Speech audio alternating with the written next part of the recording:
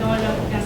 En parte porque recibieron unas preguntas, entonces, como para, bueno, me olvidé de poner una cosa que es importante, que es que, obviamente, epistemología.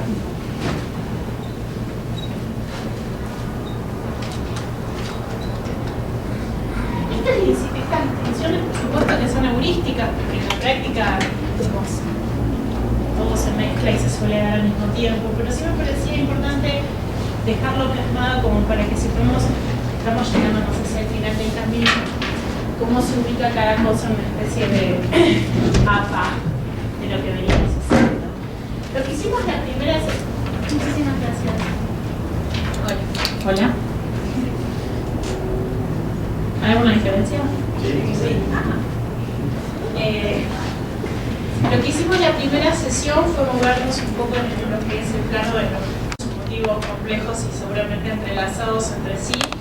En la tradición de estudios cualitativos no se le da tanta importancia explicitar el diseño de investigación. ¿Por qué? El punto es que esta literatura que estamos tratando de conocer y aprender y empezar a intuir cómo manejar, sí considera que es muy importante hacer explícito cuál es el diseño de investigación. ¿Por qué? Porque vimos que un diseño de investigación puede ser la primera gran divisoria de aguas cuando hacemos investigación, que tiene que ser claramente explícita casi en el primer párrafo.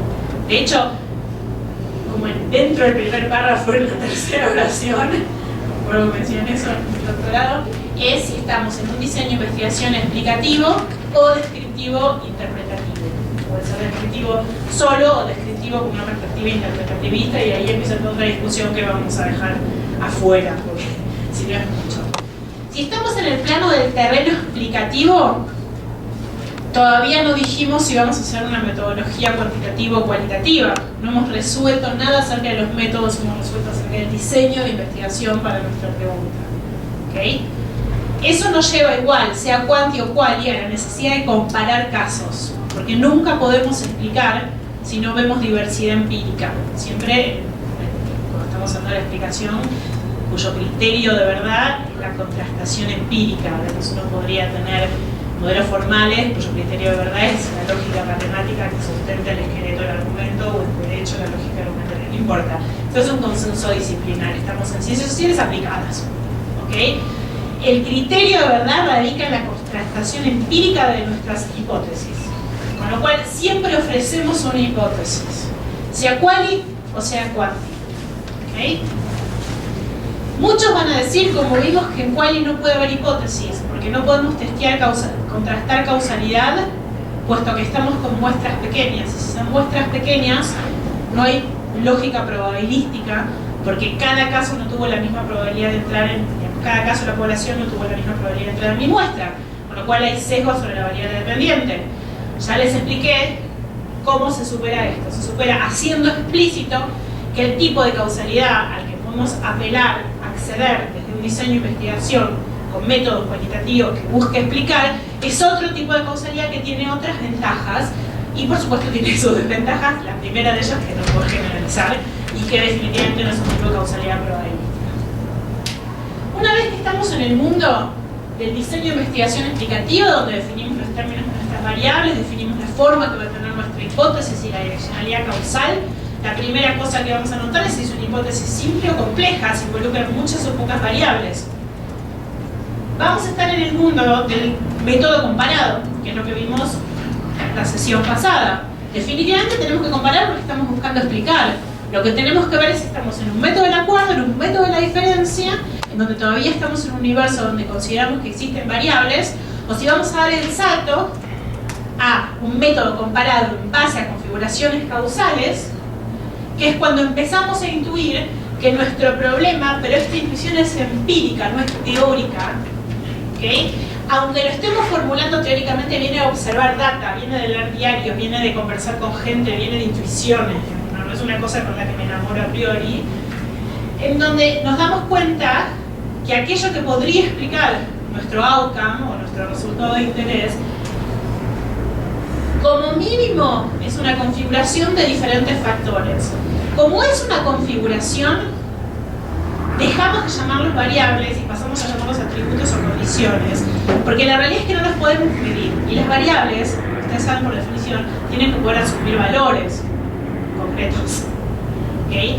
Como acá lo que no sabemos es qué peso específico dentro de la configuración causal va a tener cada uno de los atributos, pasamos a llamarlo condiciones. Como les conté, esto viene de Raging, que básicamente se me dijo que lo quali es case oriented versus lo quanti, que es variable oriented. ¿Tiene algún?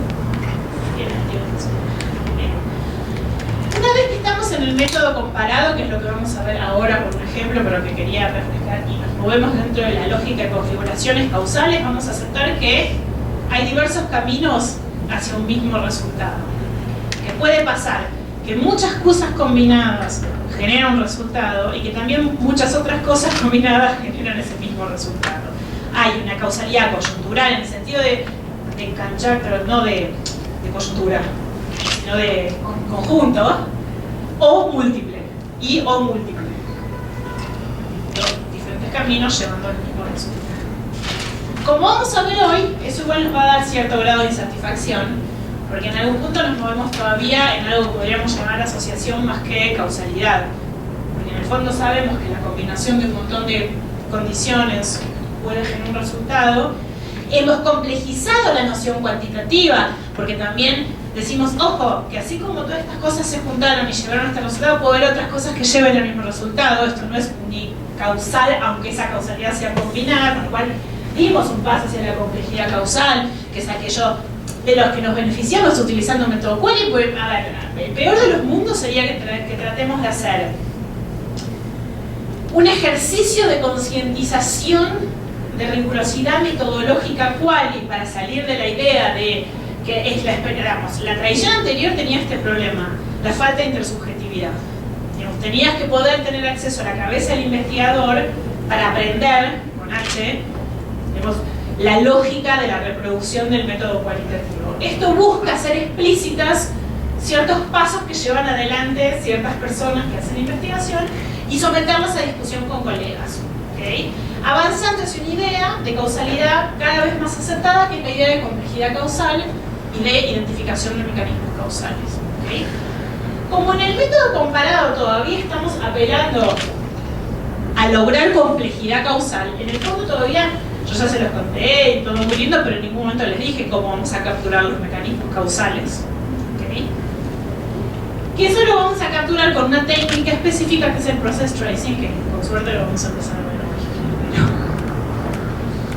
Entonces acá vamos a estar en un mundo donde ya vamos a estar comparando un subconjunto del método comparado, que es el que involucra configuraciones causales, porque queremos dar respuesta justamente a la inquietud de que lo quali debería permitirnos abordar la complejidad causal, y con el método comparado nos quedábamos todavía hasta ahí, porque el método de la diferencia complejizaba un poco, pero complejizaba por el lado de los no casos, complejizaba por el lado que nos permitía hacer inferencia causal porque no había sesgo sobre el valor de la variable dependiente. Pero a medida que incluíamos más variables y nos empezaban a surgir las combinaciones, te daba cierta insatisfacción la idea de la variable binaria. Digo, estamos en quali, ¿no? ¿Qué sé yo? La idea es hacer explícitas ciertas reglas, pero no necesariamente reducir o sintetizar. No queremos perder información. A ver, toda entrevista quali se puede codificar y transformar en quanti. Si quiero poner 3 categorías y perder la variedad de la información. No queremos perder la variedad de la información. Queremos hacer explícitas las reglas. Pero atención, ¿no? Con lo cual, ahora nos vamos a mover hacia el lado del process tracing. El process tracing en realidad no es un método, es una técnica concreta. Bueno, hay cierta gente que dice que es un método. Toda la discusión acerca de métodos y técnicas es difuso, pero está. Para entendernos ahora, digamos, vamos a decir, el diseño de investigación involucra definición de conceptos, operacionalización, decisión si vamos a explicar o no explicar. Luego vamos a decidir explicar o no un método quanti o quali. Y todas las técnicas que podemos apelar son técnicas. Si no quieren llamar métodos, yo y me convencen, no hay ningún problema, pero es para entendernos. Dentro de eso vimos que hay técnicas de análisis, que son los 3 softs que les presenté el miércoles, y las tradicionales que por supuesto no les presenté, porque no tienen ningún sentido, no es nada novedoso, que son las técnicas de recolección de datos. Porque a todo esto, en un primer lugar, en el mero momento en que yo decidí que iba a hacer un diseño explicativo quali, hice una pregunta y esa pregunta le ofrecí una hipótesis como respuesta tentativa. Esa hipótesis la tuve que operacionalizar. Si no, ¿cómo la voy a observar en la realidad? La tuve que transformar en observable, como en quanti. Es lo mismo. Digamos, a la democracia la transformé en elecciones, al crecimiento económico en PBI, a la cultura, no sé, pero bueno, a la capacidad del Estado, pues, sí sé, y son ya 5 dimensiones, con todas sus dimensiones, con todos sus indicadores, y tuve que después elegir una regla de agregación de los indicadores, que voy a decir que tienen que estar todos presentes para que haya capacidad estatal, que sea como, no sé cómo se hace en México, pero en Argentina, por ejemplo, el concepto de necesidades básicas insatisfechas, que debería ser internacional, espero que sea igual, pero a veces me toca, son 5 subdimensiones, pero con que se cumplan 3 se considera que el lugar tiene necesidades básicas insatisfechas, no importa cuáles sean esas 3. Uno tiene que toma un montón de decisiones metodológicas en el momento de explicitar la variable investigación, operacionalizarlo, y una vez que no tiene los indicadores, decidir cuál va a ser la regla de agregación de los indicadores, que no dicen nada todavía acerca de decir quali o quanti. Es parte de un proceso de investigación, siempre dicen estas nuevas tendencias en quali, cosa que era impensable antes en quali. Lo que te dicen ahora es todo aquello que tiene que ver con el diseño de investigación tiene que ser explícito, mucho antes de decirme si es quali o quanti. Porque ¿qué tiene que ver? Tiene que ser intersubjetivo y transparente igual, ¿no es cierto? Entonces, ni entre en eso, pero obviamente quiero que quede claro en el mapa, que es que en el mero momento en que yo voy a establecer una hipótesis, cada uno de los términos se definen, se operacionalizan, y tenemos las tradicionales técnicas de recolección de datos con las cuales vamos a ir a la empiria a buscar esos indicadores de los conceptos de mi hipótesis que me van a permitir después en la tablita de 2×2 decir hay o no democracia. Si no, no tengo manera de llenar la tablita que ahora vamos a ver. No es intuitivo. Yo después tengo que demostrar que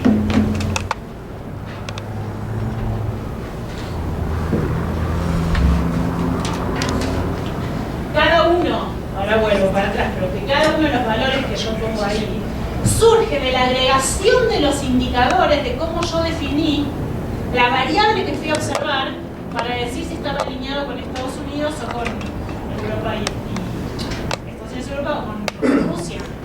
Entonces, estoy dejando de lado eso. Bueno, puedo hacer todo, básicamente, pero es evidente que es una condición necesaria para que podamos dar los siguientes pasos aún en quali, porque si no, no podemos llenar las tablitas. Digo, la otra vez no lo explicité, pero me serían unas preguntas al final que me dejaron pensando que mejor explicitarlo, porque si no, no podemos llenar ninguna tablita, ni simple, ni menos simple, ni menos aún una trust table. Estamos con eso, porque es que si no, no tiene mucho sentido ninguna lógica de ningún ejemplo, porque cómo llenamos los cuadros. Bueno, digamos, las técnicas que estamos viendo ya son técnicas de análisis de los datos, pero hay técnicas de relevamiento de los datos, y esos datos son los indicadores que surgen de las variables de hipótesis, ¿no? ¿Estamos con eso? Porque no me gustaría sentir que avanzamos hacia qué es una trust table y después no sepan cómo llenar una trust table, cómo asignan los valores. Bueno. Con lo cual, en realidad, en la práctica nos movemos todo el tiempo entre diseño, métodos y técnicas, según lo que necesitemos. El único llamado a la solidaridad, digamos, de los cualitativistas es, por favor, no por ser cualitativistas, seamos menos explícitos que los cuantitativistas. ¿Por qué deberíamos ser? Sea lo que sea que hagamos, tenemos todo el derecho del mundo, hagamos un esfuerzo, digamos, de hacerlo explícito para poder transmitir además el conocimiento. Siempre en el universo de los que... Siempre en la ciencia política, ¿no? Vamos a resumir. Salimos de la ciencia política y esto se pone un poco menos claro el consenso. Esto es un consenso chiquitito. Que sí es cierto que está ganando mucha fuerza. Eso sí les quisiera aclarar, porque al final de la sesión pasada varias personas se acercaron a preguntarme que me parece que no están.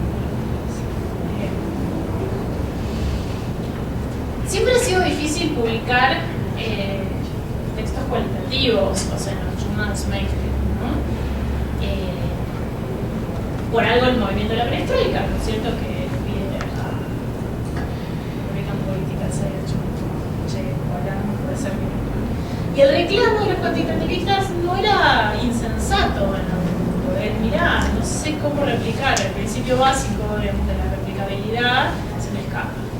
Entonces, todos estos ejercicios han tenido su modesto éxito.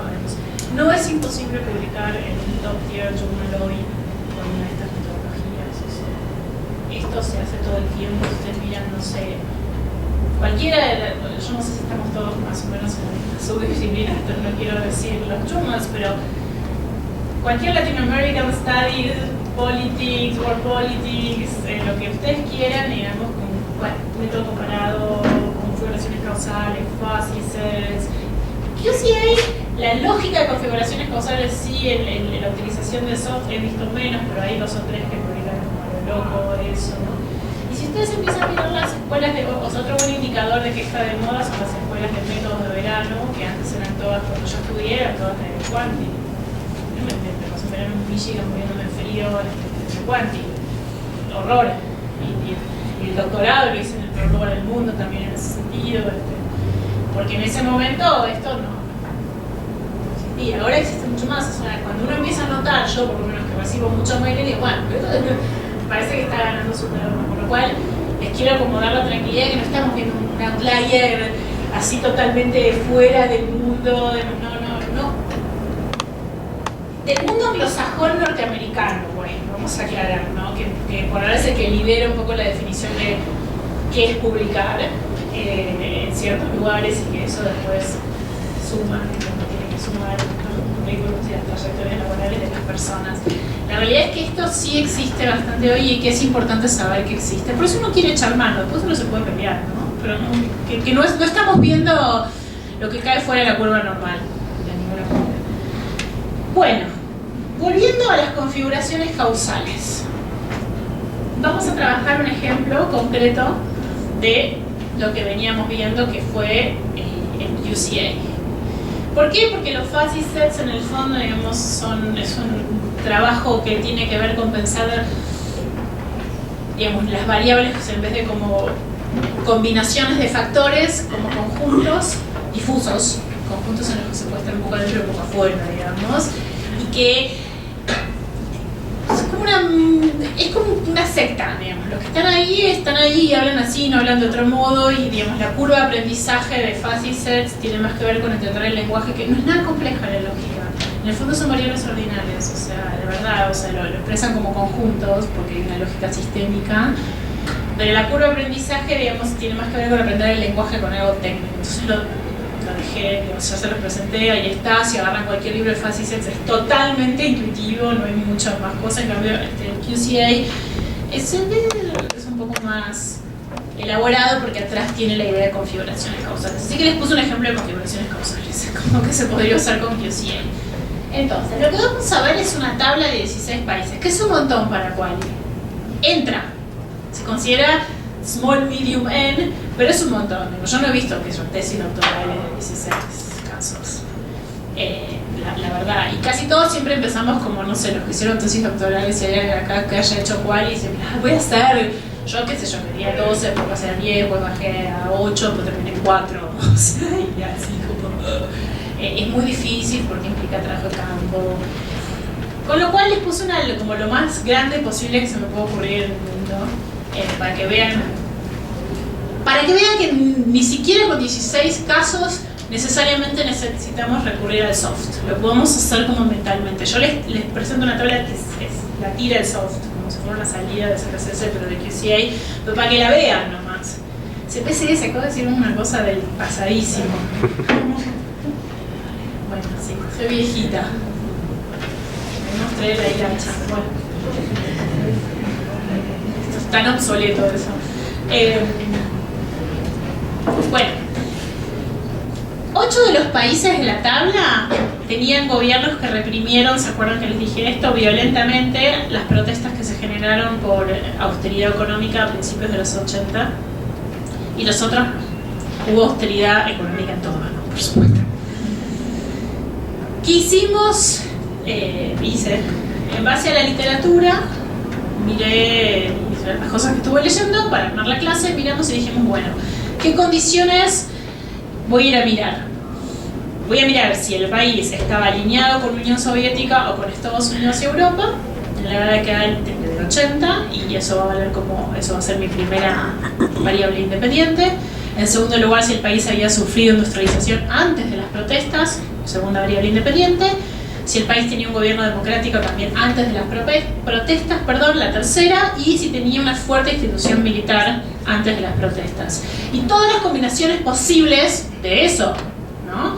Yo lo que busco es justamente encontrar combinaciones de condiciones que distinguen a los países que sí reprimieron de aquellos que no reprimieron. Asumiendo que, y acá lo hice muy fácil porque no me traba además, puse cuatro combinaciones de variables independientes con 16 países, les juro que dan muchas combinaciones posibles. Si empiezan a poner, no digo empíricamente sensatas, digo combinaciones teóricas posibles, si empiezan a agregar más columnas, esto se complica. Y es ahí donde necesitamos recurrir a la lógica de las configuraciones causales, porque no lo podemos manejar, se nos escapa. Estamos trabajando con municipios de no sé, me pasa mucho en Argentina, ustedes ven a los tesistas que quieren usar estas cosas y tienen 2 municipios, y no hace falta, es como overdo it, o sea, no. Ahora, cuando empieza así, no tenés opción, te sentés que unos sexes gigantes estás en el piso así, es como escribiendo y escribiendo, no sé, bueno, yo ya estoy muy acostumbrada a hacerlo, pero no sé cómo manejaría toda esta información como en párrafos escritos, como en trabajo, no sé, de codificación de entrevistas para sacar. Me imagino un trabajo muy arduo, básicamente. Porque además no son personas, no son puntos de vista de personas, hacemos preguntas estructurales, ¿no es cierto? Entonces no tienen voz. Yo como investigador agrego los indicadores para decir, yo voy a ir a un país y cómo voy a dar, no me voy a meter en eso, pero cómo me doy cuenta si está alineado con la Unión Soviética, Estados Unidos, Europa o Europa Occidental. Esto no es para nada intuitivo. O sea, el trabajo de operacionalización ahí es metodología pura. ¿Cómo voy a decir? ¿En base a qué? Si dijo 3 veces en la prensa que sí ya es, y si dijo 2 y media que me cae que no, y si es igual, ¿para qué lado está? ¿Tienen que ser políticas explícitas? ¿Tenía que haber financiamiento tras esas políticas explícitas? Aunque en el discurso apareciera ya estaba. Las enormes decisiones metodológicas que estamos tomando ahí traen consecuencias muy serias. Porque el país me va a quedar después del lado correcto o incorrecto de la tabla para mis interpretaciones y para el análisis de mis conclusiones. Con lo cual, yo acá lo estoy dando por sentado y por eso lo quise traer a colación, no para que lo revisemos cómo se hace, pero sí para llamar la atención de, esta es mi opinión personal, es más importante para mí ser muy preciso y entender muy bien cómo vamos a definir y observar los conceptos que aprender de todos los soft del universo entero. Porque el soft te lo aprendes. El verdadero entendimiento de metodología es, ok, industrialización, antes de 1980. ¿Cómo defino industrialización? ¿Cómo lo mido? Una vez que definí cómo lo mido, imaginémonos que tengo 5 indicadores. ¿Tienen que estar presentes los 5? ¿Con que haya 4 alcanza? ¿Con que haya 3? Y entonces, ¿qué diferencia hay entre el que tenía 2 y medio y el que tenía 3? ¿Lo divido? ¿Me queda uno a un lado? ¿Me queda otro al otro? Todas estas cuestiones que están presentes siempre en las investigaciones cuantitativistas, estadísticas, estamos todo el tiempo lidiando con estas cosas, son mucho más serias en lo quali, porque nosotros no podemos corregir por otras variables independientes. Si yo definí mal en una regresión, me va a hacer endogeneidad con otra cosa y va a haber alguien en algún seminario que me lo va a hacer notar, básicamente. Acá no, porque no estamos acostumbrados, no hay cultura de hacer explícito la definición y la operacionalización de nuestros conceptos. Que es el primer problema, no se supongo que a ustedes les pasa mucho, además a mí me pasa todo el tiempo. Leo a los grandes inspiradores de las ideas y digo, ¿cómo lo reconozco si lo veo? ¿Cómo conozco una zona marrón? ¿No? O sea, pasé mi tesis doctoral entera en eso, pero no tengo idea qué es el acceso a la legalidad. No sé, a la ciudadanía o a que me ayude con mi divorcio concretamente, ¿no? O con mi derecho humano. No sé, un montón de cosas. Entonces, bueno, dado todo esto, dado que estoy haciendo quali, dado que la pregunta es compleja, dado que como mínimo puse 4 porque no me entraban más, pero como mínimo tenía como 8 intuiciones con relación a qué podía explicar que un gobierno protestaron, como se dice, reprimiera violentamente y otro gobierno no. Se me ocurre que lo que le voy a explicar son combinaciones de factores, ¿okay? Entonces lo que voy a buscar es capturar combinaciones. No estoy yendo a capturar una, porque si estuviera yendo a capturar una le pifié, digamos, y lo que tendría que hacer es el pifié no existe, ¿no? Me equivoqué, y lo que tendría que estar haciendo es un diseño cuantitativo. Entonces, ahí les puse una salida de truth table con las 4 variables independientes, y al final está la variable dependiente, o sea el outcome, que es la represión. Les marqué en celestito que los primeros 8 países son los que reprimieron, los segundos 8 países son los que no reprimieron, ¿ok? El 1 indica presencia de la condición y el 0 ausencia, ¿ok? Y acá, ¿qué vamos a ver? Vamos a ver 2 combinaciones de condiciones que están vinculadas, a la represión violenta, o sea, los 8 primeros que aparecen con 1. Vamos a ver que se combinan o ausencia de democracia, ¿lo ven? O me paro, no sé cómo hacer. Combinado con ausencia... Me voy a parar. No sé si voy a llegar, pero bueno. Si miran, es bastante visual, ¿no? Si se quedan un rato mirando la tabla, lo que van a ver acá, ahí, digamos, esas 2 y estas 2, de Democratic Government para allá y para acá, vemos que cuando no hay democracia, pero hay strong military, hay represión violenta, ¿okay? Pero también vemos que cuando sí hay democracia, pero no hay industrialización, también. O sea, en los dos, es lo primero que sale de mirar los que tienen represión. Mi pregunta es sobre los que tienen represión, ¿se acuerdan? Estos son mis no casos, los que me permiten explicar, pero mi pregunta es sobre la... Ay, perdón, no agarré el micrófono tampoco. ¿Se escuchaba igual? Sí. Perdón, no se escucha, chao, porque va a terminar mal. Entonces, yo estoy tratando de explicar mi outcome. No importa. El 1.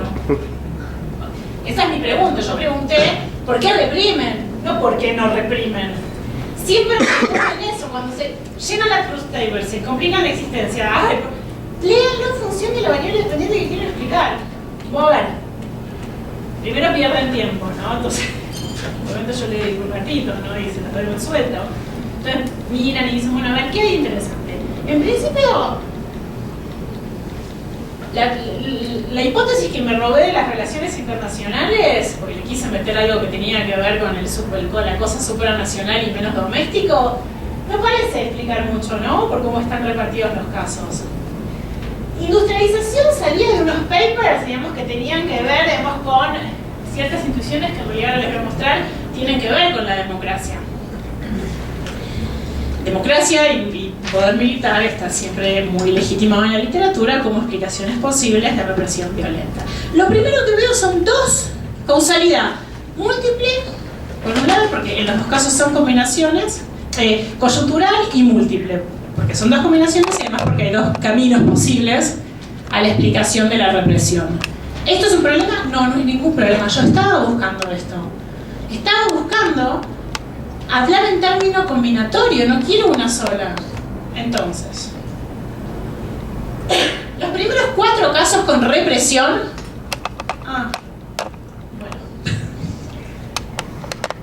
Los primeros 4 casos con represión, los que están con celestito, comparten ausencia de gobierno democrático antes de la aparición de protestas combinada, acá las primeras 4 celestitas, con fuerte presencia militar. Y ninguno de los casos en la mitad inferior de la tabla, es donde no hubo represión, los 00000, tiene esas mismas combinaciones, porque eso también es importante. Por eso metimos, no me estoy metiendo en eso ahora, pero por eso metemos los no casos. ¿Se acuerdan la lógica del método de la diferencia que vimos el miércoles? Justamente para no estar pasando que me estoy creyendo que algo explica porque estoy mirando todos casos que tienen el mismo valor de la variable dependiente, en este caso represión. Los segundos 4 países con represión violenta comparten las condiciones de presencia de gobiernos democráticos, ahora ya en los rojos,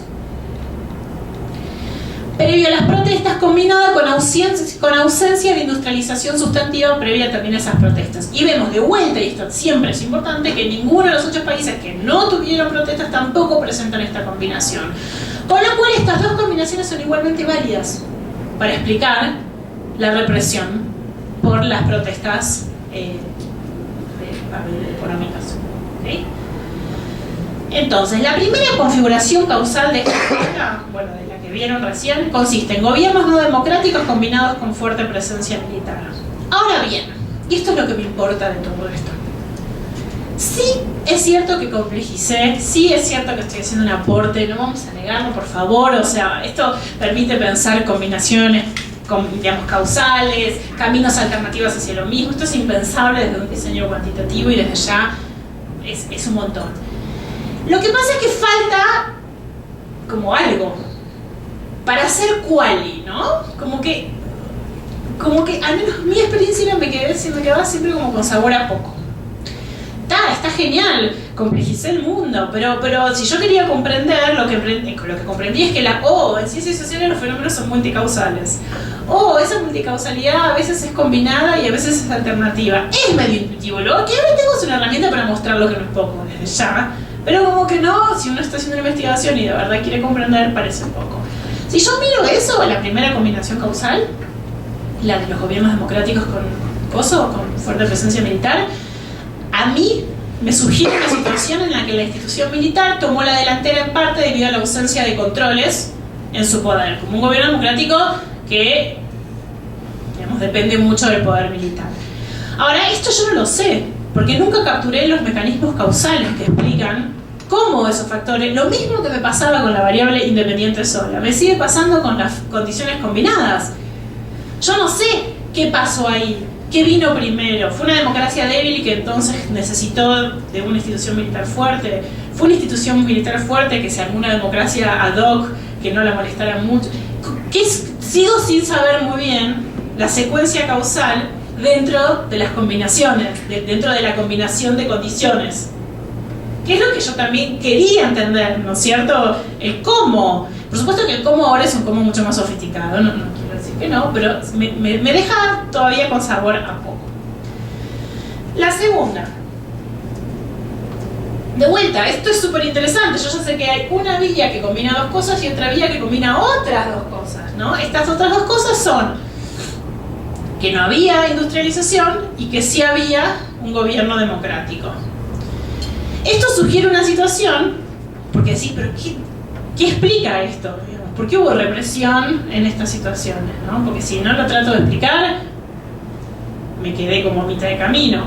En la que seguramente, se produjo una ruptura de la democracia en países que tenían poco de las estructuras sociales que se suelen asociar a la industrialización, por ejemplo, urbanización, alfabetización, y se cree que esas estructuras sociales suelen facilitar regímenes democráticos que perduren, estables, que el régimen democrático sin estructuras más subyacentes que lo anclen tiende a ser muy débil.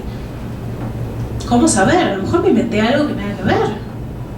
Esto es lo que a mí, perdón, ¿no? Pero esto es lo que me frustra mucho de los papers estadísticos. Estoy segura de la data tiene una fortaleza impresionante, pero después la interpretación voy para cualquier lado porque no me dan piezas de evidencia empírica para esa parte.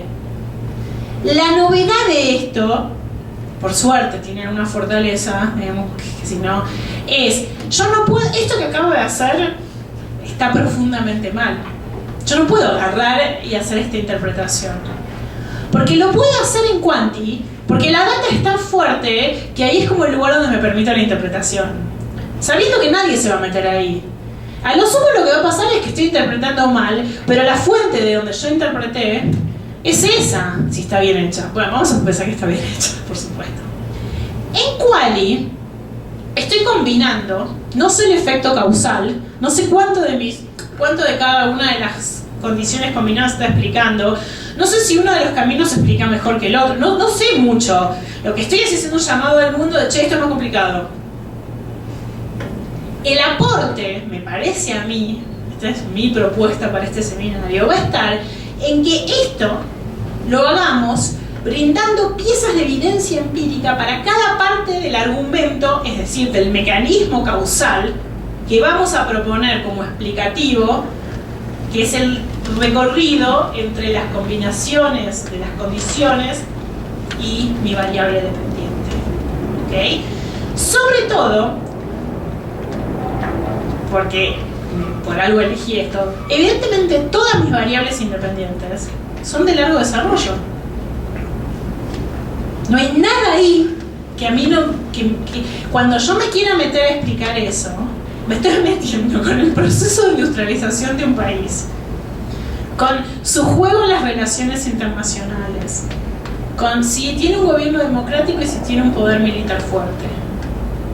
Ponele que gobierno democrático y poder militar fuerte me subo sobre el consenso de la literatura y lo mido como lo mide todo el mundo. Ya lo demás se complica un poco, porque es relativa, ¿no es cierto? ¿Dónde estabas antes, dónde estabas después y comparado con quién? Pero ya me implica tener que tratar con variables de larga duración. Les quiero mostrar, no para nada, sino para que vean cómo se expresaría todo esto que acabamos de hacer, que yo lo puse con palabras, en lógica booleana, que es como lo presentaría el Q-theory. Básicamente, en vez de escribir esto que yo escribí acá, así, que dice la segunda configuración consiste en ausencia, lo que te tira es un montón como de cositas que dicen algo así. Siempre se usa letra mayúscula, es como la lógica booleana para indicar cualquier cosa, ¿no? Pero bueno, se usan letras mayúsculas para indicar la presencia de una condición y minúsculas para su ausencia. ¿Cómo lo llaman? Eso es un asterisco para ustedes, ¿no? Sí. Así es, le dicen. El asterisco se utiliza para indicar la combinación de condiciones, significa y, and. El más se utiliza, yo sé que esto es poco intuitivo, pero es así, para caminos alternativos. Significa or, y, o, perdón. O sea, no, el más no es suma. Eso es la única cosa que hay que tener cuidado. No sé, la nota grande y la chao. O sea, entonces, más means or, and esto, el asterisco es and. ¿Cómo aparecería esto? Que tampoco aparecería así, porque aparecería con una codificación, aparecería represión con mayúscula, porque hay, es igual a democracia con minúscula más ausencia de militares, o ausencia de industrialización con presencia de democracia. Que además aparece más corta, porque cada variable tiene una sigla. Después, no la pongo entera, se va a llamar, qué sé yo, US, no sé cualquier cosa. Así aparece. Y no aparece solo un renglón, porque en general no hay solo dos combinaciones, hay muchas más combinaciones. Básicamente, nosotros llenamos en bruto una tabla. Como me preguntabas vos el otro día, lo que hace es juntar, bueno, no lo hace a propósito, digamos, no es que se sabe de las configuraciones causales, pero te tira todas las combinaciones posibles de cada uno de los valores de la tabla y vos después aprendés a leerlos en términos de causalidad, digamos, te va a leer todas las combinaciones de todas las celdas posibles. Te aparecen las que después te aparece y no, represión en minúscula, no, aparecen como todas las veces todo y uno ya lo lee. La idea de esto es viola, digamos, porque cuando son muchas combinaciones, yo ahora estoy dando un ejemplo muy simplificado, pero cuando son muchas combinaciones aparece algo muy piola y uno lo puede leer en términos de configuraciones causales. Ahora bien, si nos quedáramos acá, que es súper útil, estamos en el mundo de la simplificación, estamos perdiendo mucha información en pos de poder administrarla, que es un poco contraintuitivo con la idea de lo cual, ¿no es cierto? Digamos, es como de vuelta. Voy a hacer una entrevista en profundidad, después la codifico y la pongo 3 categorías. Y todas las respuestas que se acercan a sí van a ser valor 1, las que se acercan a no, valor 3, y las que se acercan a algo intermedio, valor 2. ¿Para qué hice una entrevista en profundidad? Hubiera hecho una encuesta y por lo menos, ¿no? O sea, es como, ¿para qué simplifique tanto? Es un poco eso. Ahora, sí nos permite capturar la complejidad causal. Lo que no nos está permitiendo, por supuesto, es capturar los mecanismos causales. Pero es un primer paso muy importante. Bueno, podríamos lidiar con 20. O sea, a ver, no podemos tener combinación de muchos factores, poder capturarlos a todos, con 3 sábanas de Excel y jugar, pero esto es la lógica del QCA. Entonces, ¿con qué les propongo complementar?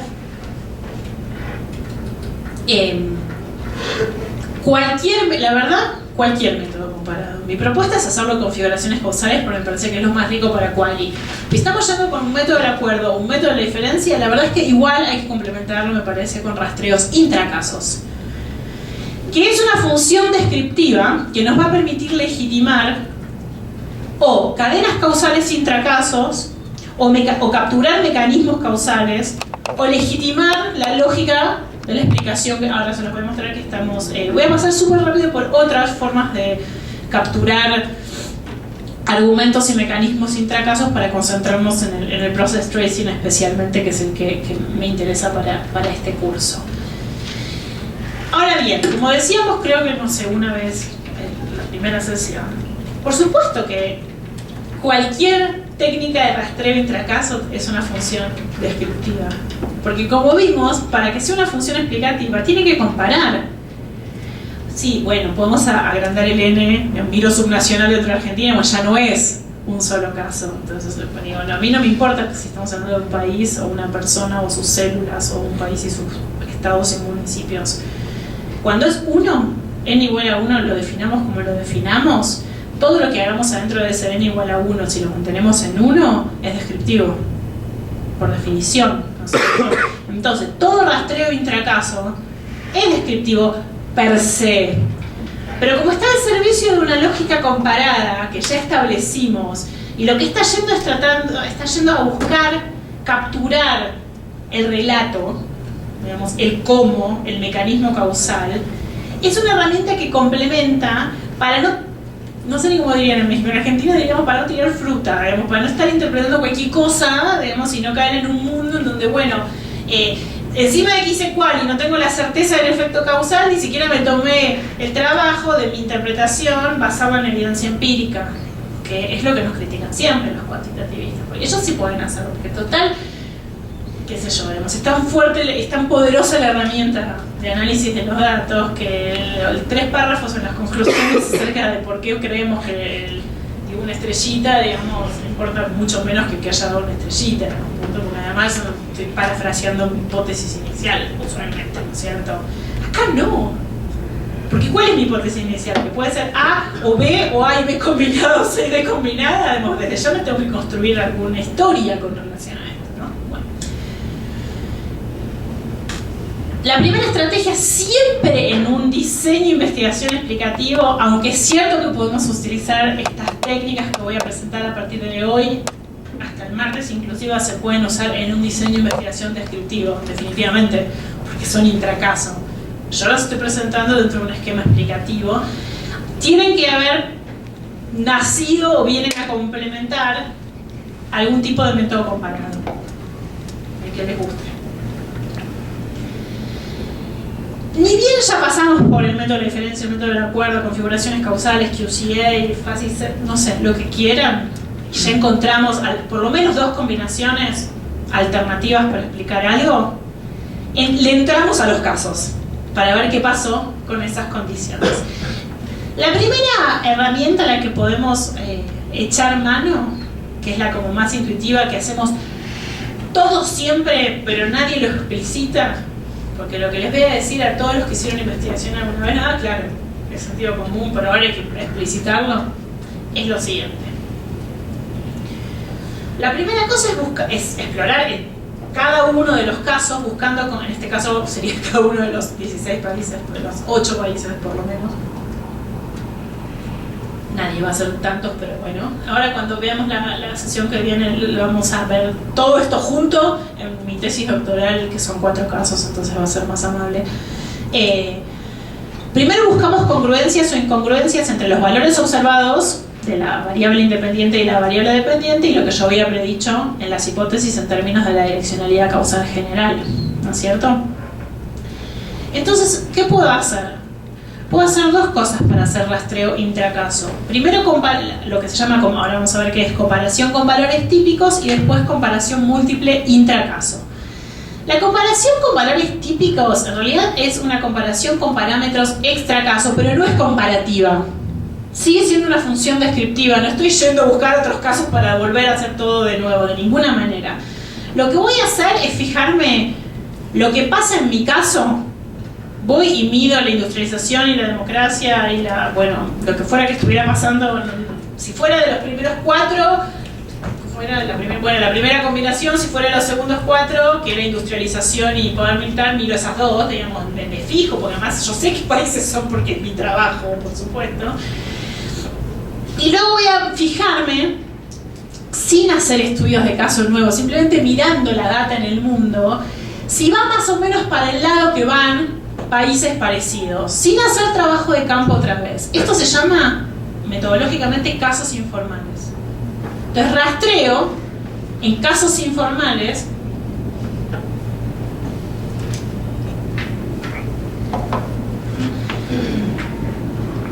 legitimo de alguna manera que la cosa va más o menos bien. Eso es lo primero que tengo que hacer, como para empezar a hablar. Agarro y me miro, a ver, en estos países que había, me voy a fijar en otros países que hubo industrialización, que hubo en un momento que hubo una crisis por algo parecido a una represión más o menos violenta. Mira, sí, no fue exactamente por motivo económico, porque ese país no es rico, qué sé yo, digamos, pero sí cuando hubo algún problema étnico, religioso, ¿no? Digamos, miro qué pasa en el mundo a ver si tenía sentido lo que estoy encontrando más allá de mis 4 casos. Acá, como estoy trabajando con 8, y tengo 8 no casos, en esta tabla inventada, es cierto que no es muy grave, capaz que no necesito hacer esto. Pero ahora cuando les muestre mi tesis doctoral era obligatorio que yo hiciera eso. Yo terminé centrando mi análisis muy profundamente en 2 casos que si yo no salía a comparar con otros casos, podía estar haciendo una tesis doctoral sobre una excepción, sin saberlo. Porque el problema de la excepción no es que sea una excepción. Si yo estoy haciendo yo tenía una amiga que hacía su tesis doctoral sobre Kerala en la India, y está perfecto, porque está yendo a pelearte contra todos los que miran la India en promedio, que te dicen que es un desastre en todo, y ella ahí te mostraba Kerala y te decía, pero pará, mirá, los indicadores de mortalidad infantil acá son fantásticos, el sistema de salud es súper inclusivo, las mujeres están recontra empoderadas.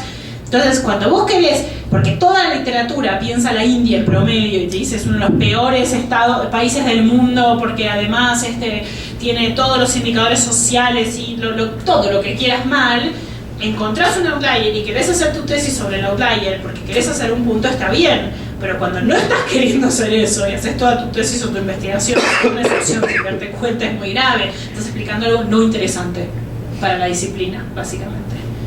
Entonces, esta parte nunca puede faltar, porque nosotros no tuvimos estamos haciéndonos un control retroactivo a nosotros mismos en la selección de casos. De que no le hayamos errado espantosamente y estamos explicando algo no interesante para la disciplina cuyas análisis y especificaciones teóricas no aporten para nada al conocimiento. Porque esto es otra de las cosas fundamentales, ¿no? ¿A qué cuerpo de conocimiento estamos yendo a aportar ese conocimiento que estamos dando? Bueno, a alguna literatura específica, ¿no es cierto? Entonces, eso es lo primero que hacemos. Es una comparación entre casos, es cierto, pues yo estoy yendo a ver si los valores de mi caso se condicen más o menos con lo que pasa en el mundo.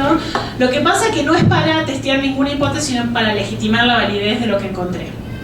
Por supuesto que siempre va a funcionar mejor si yo elegí bien mis casos, es decir, si elegí casos con valores extremos, uno con mucha represión y que el no caso sea con nada de represión, ¿no? Que uno tuvo un poquito y el otro casi nada, digamos.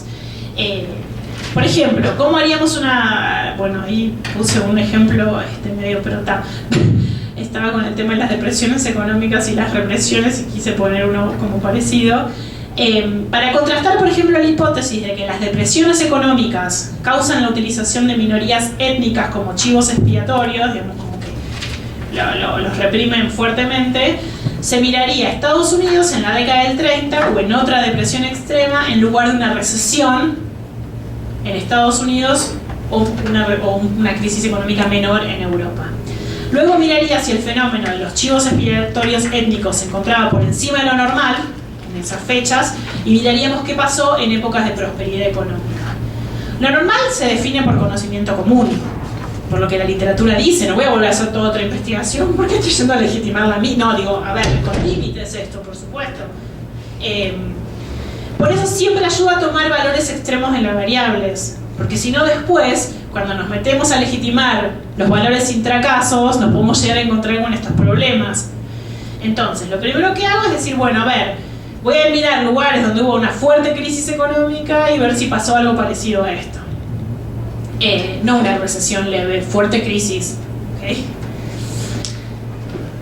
Lo segundo que voy a hacer, una vez que fui y salí un poco al mundo y miré qué pasaba, como para ver si lo que yo estoy encontrando más o menos va con casos parecidos en el mundo, que yo entiendo, sí, es extra caso, pero es para legitimar mi caso, no estoy explicando nada, estoy haciendo un rastreo intracaso.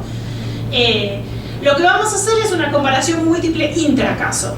Ahí lo que hacemos es realizamos un número de observaciones concomitantes de los valores de la variable, de cada una de las variables. Tendría que no hablar más de variables, pero me resulta heurísticamente útil. Cada uno de los factores combinados, o sea, las variables, aunque esté mal, a través de diferentes circunstancias, pero dentro de mi caso, para luego evaluar si esos valores covarían de acuerdo con las predicciones que yo estoy encontrando en función de mi hipótesis. Para la misma ejemplo tonto que acabo de poner recién, de que las depresiones económicas causan que se utilicen minorías étnicas como chivos expiatorios, en esta segunda parte del fortalecimiento de la generación de robustez intracaso, lo que tendría que hacer es mediciones periódicas del fenómeno del chivo expiatorio a intervalos regulares durante la depresión entre, pónganle, 1929 y 1941, para decir algo.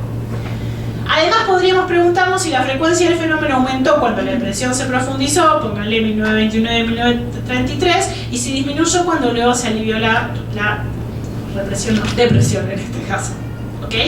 Entonces acá sí estoy yendo a ver que lo que estoy diciendo no es en promedio, que explica un momento específico de mi caso, que tiene fortaleza explicativa porque cuando dentro de mi propio caso se aminora lo que sea que estoy mirando como causa combinada con otra, se modifica un poco la fortaleza del outcome, del resultado, que además ya primero recuerdo que legitimé un poco con lo que pasaba en el mundo.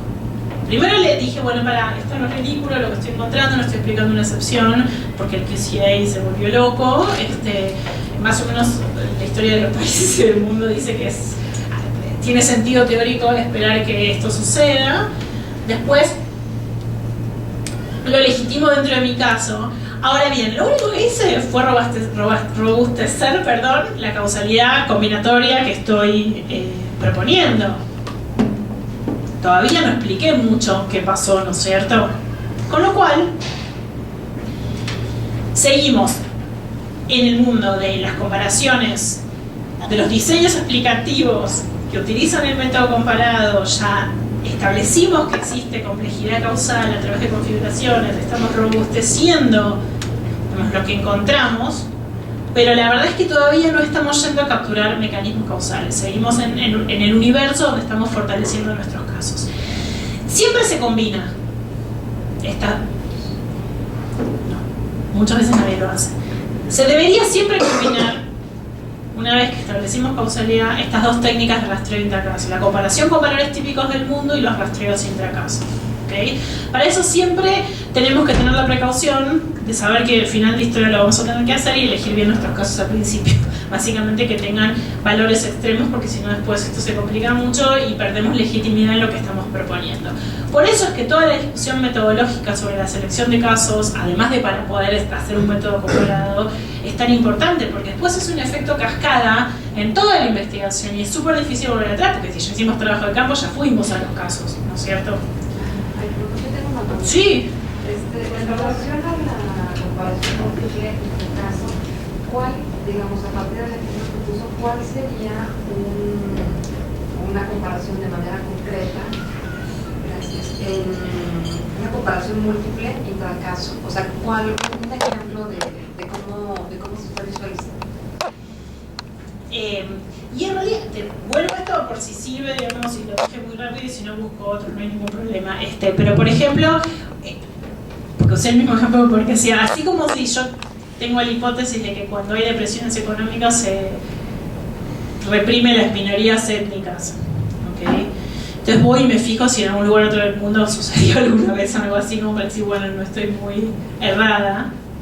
Cuando hago una comparación múltiple intracaso, lo que haría es dentro de mi propio caso fijarme. Si eso aumentó, si hubo, tendría que definir qué considero represión a minorías étnicas. Pero por Napoleón lo definí y sé cómo observarlo. Yo tendría que fijarme si en los años, esto que decía, en los años más fuertes de la crisis del 30, que podrían suceder arbitrariamente, qué sé yo, no soy especialista en este tema, 1929 a 1941, digamos, mediría intervalos regulares y yo esperaría, digamos, que en los años más duros de la crisis debería aumentar la represión a las minorías étnicas y a la vez que cuando, a medida que empieza, o antes o después, cuando empieza a disminuir, que disminuya, que no que desaparezca. No estoy esperando que desaparezca, porque es un fenómeno a larga duración. A ver, yo mi investigación la puse en un periodo del tiempo determinado, porque entonces va a estar presente mi variable dependiente y va a estar presente mi variable independiente, porque ya las encontré. No puede desaparecer del todo, pero sí podría ser que yo encuentre que disminuye. Podría ser, debería encontrar que disminuye. Entonces voy midiendo, abro mi caso. Te doy un ejemplo, así ya adelanto lo que viene después. Por ejemplo, esperen que yo voy a abrir el segundo. Esto de ir desfasada con las... Ahora sí, lo que corresponde ahora. Bueno, un segundo. Por ejemplo, ahora lo que yo les voy a...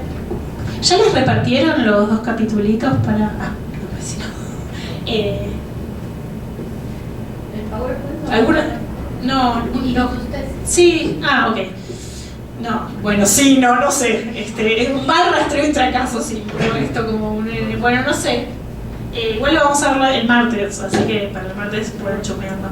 Léanlo de vuelta, por favor, metodológicamente hablando. Karina ya no vino.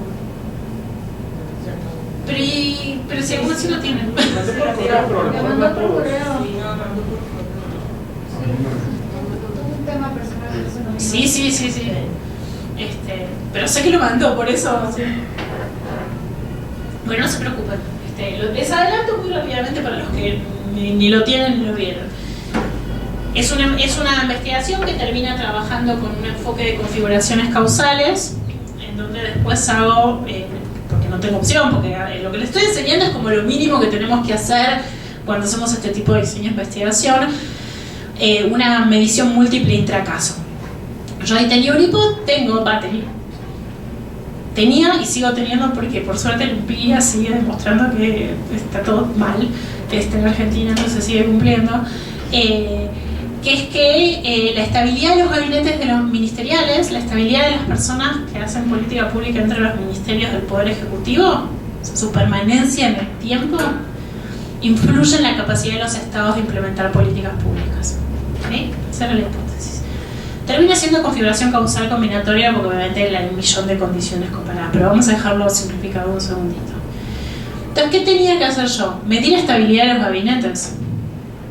Y aunque una provincia, yo trabajo subnacional, entonces aunque yo mirara una provincia que fuera en promedio estable, por supuesto que va a haber momentos de mayor estabilidad y momentos de menor estabilidad. Entonces se tenía que ir cumpliendo dentro de cada provincia mi hipótesis comparada para darle fortaleza al argumento.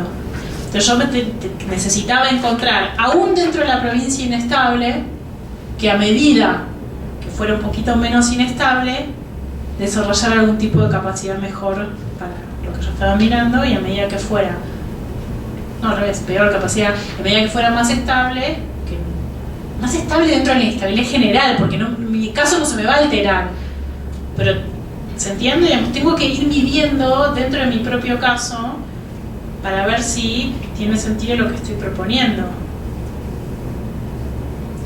¿Está? Sigue teniendo como mucha intuición esto de elegir los casos y así. Todavía no hay como un método súper riguroso para saber cuál es un caso y un caso. Sí. Todavía hay mucho feeling de por No, feeling seguro. Pues todo esto tiene feeling, digamos, pero no hay. Sí, claro, hay.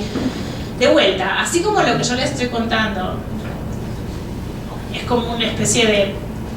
Les estoy contando discusiones complejas en promedio, ¿no?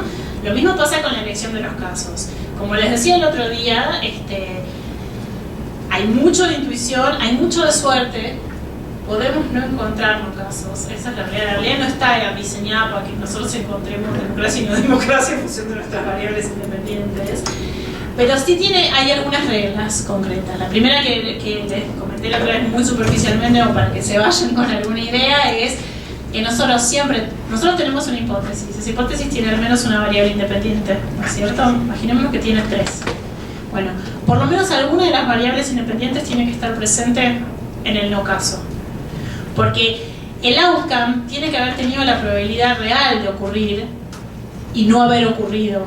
Porque midió negativo la variable independiente, no porque no haya existido la variable independiente. Tiene que existir y medir negativo. O sea, un no caso, esto es lo que les decía, un no caso de revolución industrial, digamos, tiene que ser un país que haya podido tener las condiciones de tener una revolución industrial mínimamente.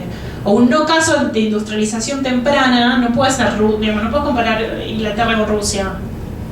Porque no, por muchas razones, no importa. Digamos, entonces el no caso tiene que ser un no caso que mida negativa la variable independiente, no que la variable independiente no podría haber ocurrido nunca. ¿Okay? Esa es la primera regla básica. Después de reglas de la exclusión, hay otras 200.000 reglas de cómo elegir un no caso. Yo ahora les voy a mostrar todo esto con investigación, como para que vean el caso, el no caso, el contexto, toda la diferencia. Vamos a pasar, el cierre de este seminario es pasar como por todos los temas, pero para eso tengo que entrarle un segundo process tracing, para que después podamos ver todo ya resumido en una investigación concreta, ¿no? Que me parece que ya vemos como al final de la historia. Entonces, ¿qué hicimos hasta ahora? Hicimos un diseño explicativo, establecimos que íbamos a explicar, entonces propusimos una hipótesis. Esa hipótesis la vamos a testear con el método comparado y decidimos que no con cualquier método comparado, sino con configuraciones causales, porque estamos tratando de apuntar a complejidad causal. Vimos que la complejidad causal va a tener como mínimo o caminos alternativos que además implican condiciones combinadas. Vimos también que la lógica combinada implica siempre identificar atributos de los casos combinados, en donde algunos van a funcionar como condiciones necesarias y algún otro va a funcionar como la condición suficiente que le otorga al conjunto combinado de factores capacidad explicativa del resultado. La suficiencia es una característica del conjunto, la necesariedad de las condiciones, ¿cierto? Fuimos a nuestros casos y nos fijamos si aquello que encontramos para cada caso tenía sentido con lo que pasa en el mundo, más allá de nuestros 4 u 8 o 2 casos. Luego medimos rápidamente, sin mucho esfuerzo, con las fuentes que ya teníamos de nuestro trabajo de campo, porque ya hicimos el campo cuando llegamos a esto, ¿no es cierto? Porque ya hicimos la comparación. Más o menos nos tomamos el trabajo de mostrarle al público, mirá, cuando más se acentúa la estabilidad del gabinete, mejoran algunas capacidades de implementación de política, cuando empieza a haber más rotación, se va todo medio al demonio, o cuando hay presión económica más fuerte, matan más gente, y cuando baja un poco matan menos gente, ¿no? Todo dentro de que matan gente y todo dentro de que hay inestabilidad, porque es mi caso, siempre sigue siendo el caso que yo ya elegí. Process tracing. Porque hasta ahora nunca hablamos de mecanismos causales. Hablamos 20 veces, pero nunca fuimos a buscarlo, ¿no es cierto? ¿Qué es el famoso process tracing? Entonces, es la tercera estrategia de rastreo intracaso. La primera es comparación con los valores típicos del mundo, la segunda es mediciones concomitantes, y la tercera ya le entramos a la búsqueda de los mecanismos causales. ¿Cómo surge el process tracing? Primero surgió para incorporar narrativas históricas, viene de la historia, de la disciplina de la historia, que como ustedes saben no es ciencia social, pero trabaja todo el tiempo con tener que conectar data en cadenas causales, al servicio de nociones teóricas. ¿Okay? Cuando en quali, sobre todo las preguntas que implican variables de larga duración, es decir, incorporar el paso del tiempo, porque nuestros fenómenos tardan en desarrollarse, y o porque la historia, el propio paso del tiempo pasa a ser fuente de causalidad de nuestros problemas, esto que yo les decía, se puede retirar la coyuntura crítica, ya no existe más esa combinación de factores que dieron lugar a las trayectorias de los casos que generaron el outcome, pero se dan mecanismos de reproducción institucional que hacen que siga reproduciéndose la variable dependiente ya en ausencia de la causa. ¿Okay? Entonces ahí el propio paso del tiempo es fuente de causalidad. explica lo que sucede. ¿Okay? Cuando empezamos a lidiar con esas cosas, que en general suceden preguntas macrocualitativas, cuando no nos preguntamos por decisiones racionales de agentes, digamos, o por... A ver, hay de dos. O nos preguntamos por decisiones racionales y preferencias de actores que vamos a modelar cuantitativamente, o queremos hacer un trabajo interpretativo de cómo piensan y sienten algunos actores, para los cuales vamos a ir, digamos, a una mirada más etnográfica e interpretativista, digamos. Pero si estamos en este universo de lo cual es que nuestras preguntas más o menos están yendo por el lado de algo macroestructural, cultura, democracia, algo agregado, revoluciones, sistema de partidos políticos, derechos humanos, Estado de Derecho, Estado solo, capacidades estatales, regímenes electorales, revoluciones, movimientos sociales, democracia, no sé, dictaduras, todos los temas de políticas públicas que se les ocurren, salvo los rat choice o los no, digamos, todo lo que sea más macro te va a llevar, digamos, a esta entidad. Hay algo muy intuitivo en cómo se reparten los métodos y las preguntas después, ¿no? Digo, como que tracciona bien para un lado o para el otro. Bueno. En ciencia, cuando aterriza en ciencia política, una de las primeras definiciones explícitas, porque por supuesto esto siempre se usa intuitivamente, ¿no? Como todo, fue la de George y McEwan, quienes lo definieron como un método de análisis intracaso para evaluar procesos causales. O sea que tenía pretensión causal, pero en la lógica de la historia, que tiene otra noción de causalidad. ¿Por qué les traje esta definición? Porque quiero que empecemos todos a acostumbrarnos a esto de que cada subdisciplina y disciplina puede tener su propia idea de causalidad. Y está bien, convivamos en paz. Vamos, o sea, cada cual en su rancho. No pasa nada mientras seamos explícitos, ¿no? No hay ni que defenestrar el interpretativismo, ni defenestrar esto porque es una moda norteamericana, ni ser solamente cuantitativista. En general hay que hacer todo combinado para hacer algo bien, con lo cual más bien aprendamos todo. Esta primera definición, como ven, es de 1985, es bastante nueva. O sea, ese fue el primer intento explícito desde la ciencia política darle un nombre a esta técnica, que en el fondo es lo que hacen los historiadores. Lo que hacían en ese momento y nosotros copiábamos tal cual. Según esos autores, este método no descansa únicamente en la comparación de la variación entre variables dentro de cada caso, sino que también investiga y explica el proceso de decisión por el cual varias condiciones iniciales se traducen luego en los resultados. Y ahí es la primera definición que sutilmente propone la idea de que hay algo entre las variables que necesita ser explicado. Lo que pasa es que lo ponen en el plano de la decisión, digamos, de los sujetos. O sea, el process tracing nace primero como algo que en ciencia política llamamos el individualismo metodológico, que es el rastreo de las decisiones de las personas que llevaron a un resultado. Entre procesos macros le meten agencia, ¿ok? Que tiene mucho que ver con la historia no económica, digamos, ¿no? La historia menos hobsbawmiana y la historia más como la historia más tradicional, el paradigma más... Con lo cual el process tracing en realidad nace para buscar la microfoundation de las conductas individuales que conectaban a las causas hipotéticas con los resultados existentes dentro de los casos. Como los rastreos de las tomas, se notan mucho los trabajos de... Los primeros trabajos de políticas públicas, el famoso libro de Implementation de Wildavsky, que cuenta, tipo dice, bueno, el libro se llama How... Bueno, no me acuerdo. Pero lo que el argumento era, las políticas públicas que se definen en Washington, cuando se implementan en, no sé, Oakland, Denver, no sé qué ciudad, digamos, pasan por, y los tipos cuentan todas las decisiones que se tuvieron que tomar desde que se diseñó la política pública en Washington hasta que se implementó, no sé, pongámosle en Denver, ¿ok? No es en Denver, dice no importa. Entonces, básicamente, la unidad de análisis son cada una de las decisiones. Y te hacen digamos, todo el punto del libro es que how important is implementation, digamos, y cómo todo se acerca a la implementation, y define la implementation como la suma de todas las decisiones de todas las personas que estuvieron involucradas desde el momento que se diseñó hasta el momento que se implementó concretamente. Sí. En cuanto a esto del proceso de decisión, asume básicamente la decisión de los sujetos que intervinieron en el fenómeno, ¿no? Bueno, decía que el proceso de decisión solamente está incorporando la posición de los sujetos que solamente intervinieron en el proceso, o también está considerando el proceso de toma de decisión de quien está investigando. ¿Se supone ese dualismo o solamente está enfocado? ¿Cómo de quién está investigando? Perdóname. Sí, ¿De uno, del investigador? Del investigador, porque también asume una posición también de decisión, ¿no? De decir ¿Decisión sobre qué, por ejemplo? Porque de acuerdo a la definición dice: investiga y explica el proceso de decisión por el cual varias condiciones iniciales se traducen luego en resultados, ¿no? Entonces, eso hace alusión básicamente a los sujetos que intervinieron en el es trabajo de campo. Ajá. Sí. No tiene que ver con el aspecto de toma de decisión del sujeto que está investigando, o sí.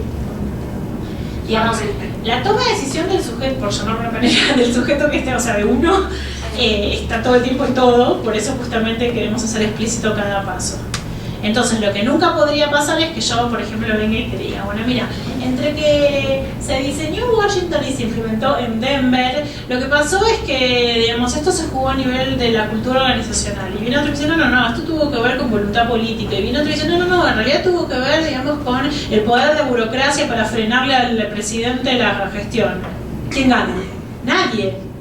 Aunque yo ya sé que el problema estuvo en la implementación. Yo te tengo que dar piezas de evidencia. Yo como mi única decisión como investigadora acá es que te tengo que mostrar a vos como lector cada pieza de evidencia para cada parte de lo que digo que sucedió entre mi variable independiente y mi variable dependiente. No puede ser algo como lo que hice yo antes, que es que me inventé, digamos, yo miré mi truth table, ahora no puedo hablar porque está bien atrás PowerPoint, digamos, pero miré mi truth table y encontré dos combinaciones de cosas.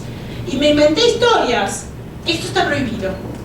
Yo, si dijera que el problema fue que como la industrialización no generó estructuras sociales que generaran una democracia estable, por eso hubo represión, yo te tendría que mostrar sobre cada parte de mi oración evidencia empírica.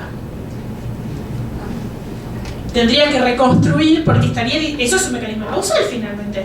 El mecanismo causal tiene que ver con la ausencia de reproducción de estructuras sociales que no lo puedo decir salvo que lo demuestre. Pero es empírico, digamos, es afuera. Bueno, mi decisión es que tengo que mostrar, mi responsabilidad es que no tengo que mostrar, ¿cierto? No, por favor. Entonces, surge así y así se usa, como una herramienta que permite reconstruir procesos de toma de decisión. Obviamente tuvo mucho auge en el tema de políticas públicas, de hecho se sigue usando. De hecho hay unas metodologías muy famosas que venden algunos consultores que son muy graciosas, que es como un process present disfrazado en el fondo, que tiene unos nombres y unos precis y qué sé yo, pero la intuición es como lo mismo. Entonces, la definición, para que entiendan cuán reciente es esto que se usa hoy en día, es del 2005. No es nada en el desarrollo de las ciencias sociales, que es la de básicamente George y Bennett, que a lo mejor los escucharon nombrar, que definieron el process tracing como el método que intenta identificar el proceso causal interviniente, es decir, la cadena causal entre una o varias variables independientes y el resultado de la variable dependiente. Y así como la estadística sabemos que permite definir efectos causales, es decir, el valor esperado del cambio en el resultado cuando cambia cada una de mis variables independientes, el rastreo de procesos va a ser la herramienta que nos permite identificar los mecanismos causales que conectan causas y efectos. Ahora bien, vimos que los mecanismos causales no son variables intervinientes, ¿ok? Son la caja negra de lo que sucedió entre la ya existencia de mi o mis variables independientes combinadas o no, y la existencia de mi outcome ya demostrado, ¿ok? Yo ahí lo que trato es de reconstruir cómo eso, causa o causas combinadas o no, generaron mi resultado de interés. En la medida en que la reconstrucción de la cadena a partir del 2005, o sea, hace 5 minutos, no se basa más únicamente en agentes, en decisiones de personas, esta nueva decisión metodológica obviamente nos permite ampliar el rastreo de procesos a todo tipo de mecanismos causales que ya no se basan solamente en el nivel individual. Entonces, nosotros vamos a poder, la literatura tiene 3 posturas, básicamente con relación al process tracing. Podemos usar el process tracing para comprobar teoría, dicen algunos, en los cuales cuando los usamos lo que hacemos es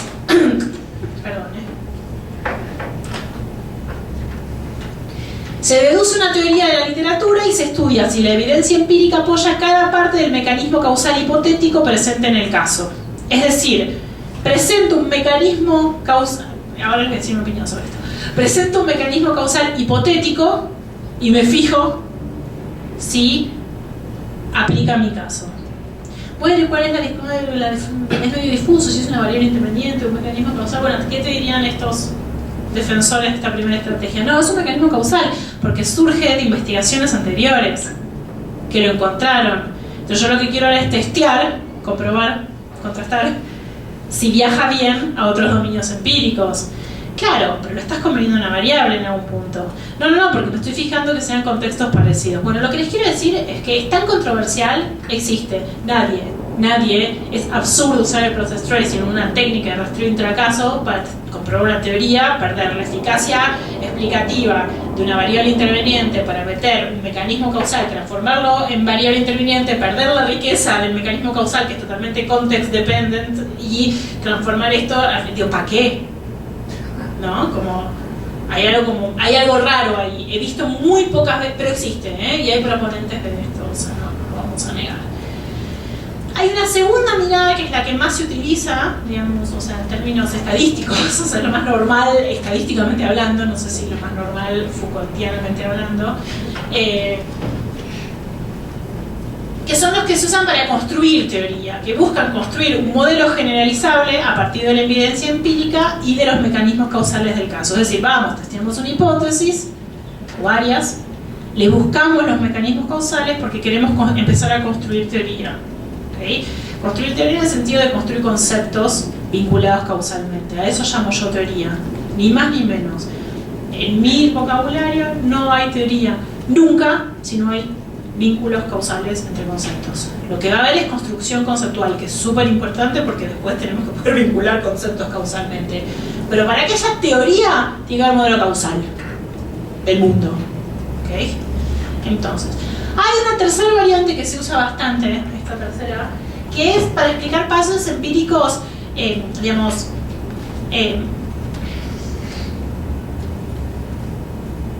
me fue la palabra, cosas raras que encontramos en la empiria, digamos que necesitamos comprender de alguna manera, entonces tenemos que abrir en un process tracing.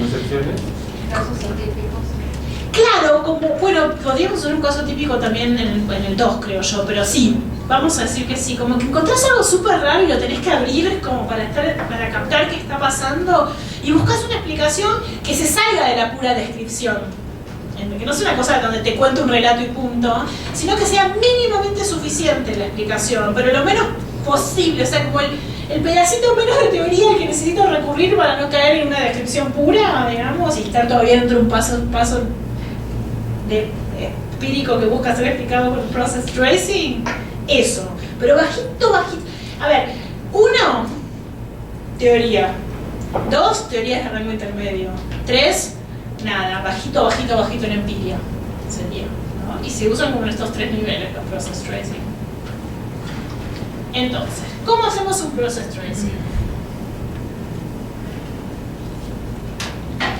Dado que ya establecimos causalidad con alguna variación del método comparado, la segunda variante, esta, parecería la más apropiada. Tratar de construir teoría, ya establecimos algo parecido a causalidad, no necesitamos ir a testear otra teoría, o sea, la 1 no tiene sentido. La 3 tampoco, porque estamos queriendo explicar más allá de describir un proceso empírico chiquitito, ¿no es cierto? ¿Cuál tiene sentido movernos en la 2? Entonces, esa variante, la 2, comienza con el análisis empírico y lo que va a hacer es un análisis estructurado del caso, de cada caso, para detectar los mecanismos causales hipotéticos que vinculen causa y efecto. Entonces, en lugar de comenzar desde la teoría, lo que vamos a hacer es directamente ir a la empiria. ¿Okay? como lo que queremos es capturar lo que, por los que hacen process tracing hablan de huellas rastreables de lo que sucedió. Es como que los hechos estructurales dejaran indicios y nosotros los tenemos que ir a buscar. Recuerden que esto viene de la historia, no como técnica. Pero lo que tenemos que ir a buscar son indicios. Indicios de qué pasó, de cuál es el cuentito, ¿ok? Para lo cual, lo que vamos a hacer en la segunda variante, por favor, nos estamos moviendo en el 2, ¿no es cierto? Vamos a empezar la construcción a partir del outcome, del resultado. Por eso Karina me preguntaba algo el otro día muy interesante. Si estamos dentro de la segunda versión de Process Tracing, que es la que tiene sentido en un diseño explicativo, que tiene algún tipo de interés de explicar, de rango intermedio, aunque sea, tiene que haber sucedido el outcome. Si está ongoing, podemos irnos, que bueno, después le cuento personalmente, podemos irnos a un Process Tracing de tipo 3, que es una función casi más descriptiva. Pero si estamos queriendo explicar y nosotros mismos estamos construyendo hipótesis y no derivando hipótesis, qué sé yo, racho y de algo que yo voy bajo mi caso y espero miro, ¿no? La realidad es que ya tiene que estar, ya tiene que haber pasado lo que sea que yo estoy mirando, tiene que existir, ¿okay? Básicamente tengo una variable dependiente. Una vez que tengo la variable dependiente, tengo que hacer un análisis empírico del caso. Básicamente voy a tener que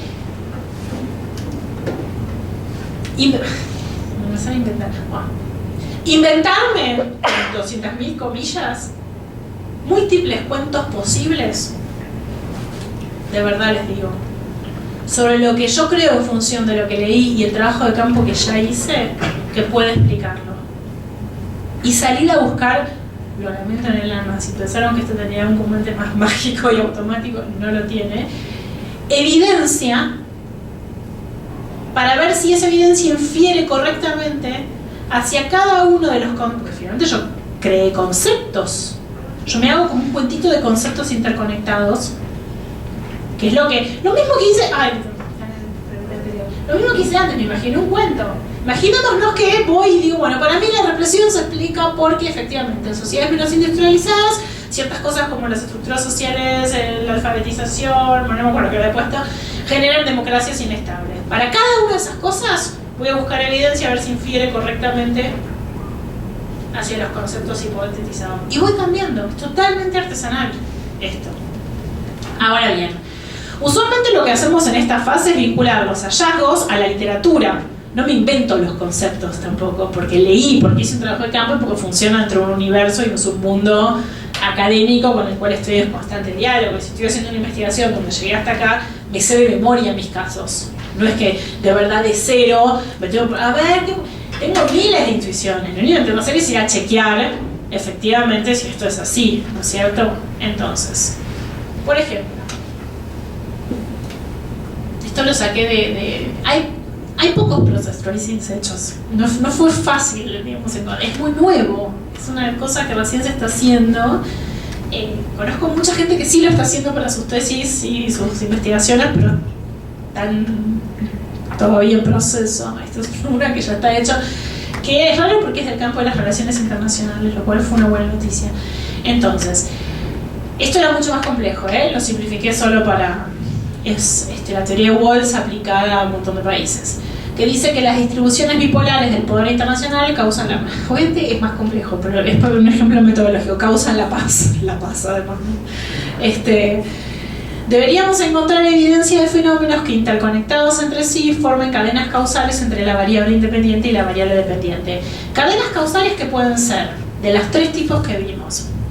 Monocausales, pueden tener un threshold, o pueden ser que hayan surgido porque puede ser que mi variable independiente sea una coyuntura crítica y que después lo que encuentren sean patrones de reproducción institucional. No lo sé, es empírico, lo que lo tengo que tener en mi cabeza para después saber reconocerlo cuando los encuentren, ¿cierto? Entonces, por ejemplo, lo que hace esta persona es, dice, si estuviéramos en la Guerra Fría se buscaría, de hecho es lo que hace, es un process tracing histórico porque fue de los primeros que se hicieron, buscaría encontrar evidencia de la teoría de Walls, que tendría que haber una cooperación más fácil, porque hay distribución del poder entre dos nada más, obviamente mayor conocimiento del otro porque son dos, reglas más densas, porque se están todo el tiempo tratando de frenar el uno al otro, selección de... Bueno, Sí, esta es una teoría, selección de menos líderes políticos ineptos, etc. ¿Ok? Perfecto. Suena... Parece que yo no sé nada de relaciones, parece que suena plausible, parece que es algo que se usa, no sé, digo, esto es una tesis doctoral, qué sé yo, es de Northwestern, no sé, supongo, no sé, bueno. ¿Cómo reconstruir cada parte? Llegamos al punto donde todos nos encontramos al final del día. Datos, entrevistas, archivos, etnografía, lo que sea que necesito para echar mano de cada una de las partes que hipoteticé en mi cadena causal. Y voy a ir cambiando y corriendo a medida que necesito y lo voy reconstruyendo. Testimonio de los estrategas, percepciones que concuerden con esta interpretación, trabajo de archivo histórico. Bueno, esto era histórico encima. Yo, por ejemplo, hice básicamente para el process tracing entrevista y observación participante. Pero porque pude, digamos, o sea, es raro. Entonces, siempre nos están guiando teorías, pero no ya nuestro modelo. Ya es como un nivel de complejidad, ya nos vamos a complicar la vida un paso más. Primero tuvimos que leer literatura para tener una hipótesis general. ¿Ok? Una pregunta y le ofrecíamos una hipótesis general. Fuimos a establecer que existía la hipótesis. Bárbaro. Ahora lo que tenemos que encontrar son mecanismos causales. Ya no estamos hablando de qué contesta mi pregunta inicial de investigación, sino qué conecta mi variable independiente con mi variable dependiente, sobre lo cual hay otra literatura específica a la cual yo tengo que recurrir. Como que no lo tengo que hacer, por supuesto, pero es como que tuviera que hacer un doble literature review otra vez, pero ahora sobre esto concretamente, porque va a haber literatura que tiene un overlap, tiene un cruce total con la literatura de mi pregunta primera, porque finalmente es mi variable independiente y mi variable dependiente, ¿no es cierto?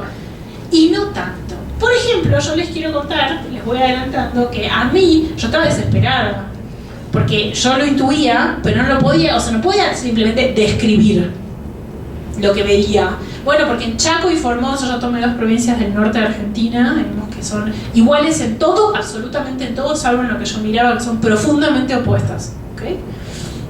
Y me daba perfecta la relación causal y todo, o sea, de verdad, había como una cosa medio increíble.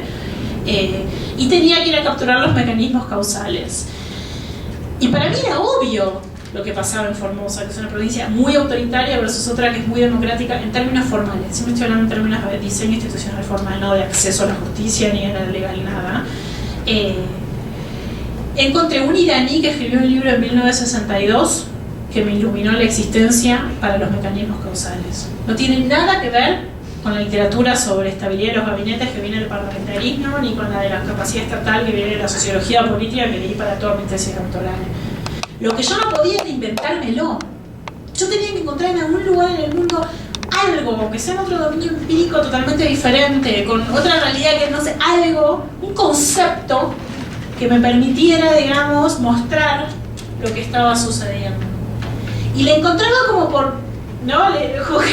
Iba como llegando y no llegaba, digamos, leía, digamos, unas literaturas específicas y más o menos como que iban bien, pero no, porque apuntaban otra cosa y como que me entraron mucho con fuerza y mi comité me tiraba de vuelta al campo y frené mucho, digamos, por eso, paradójicamente, ¿no? Como que no podía reconstruir qué explicaba eso que yo estaba mostrando en Chaco y Formosa, digamos. O sea, mostré muy tempranamente que sucedía, ¿no? Efectivamente, pero el relato interno se me escapaba, no, a mí no se me escapaba, yo tenía como la intuición, pero no porque, tengo la intuición, no puedo, por supuesto, ¿no?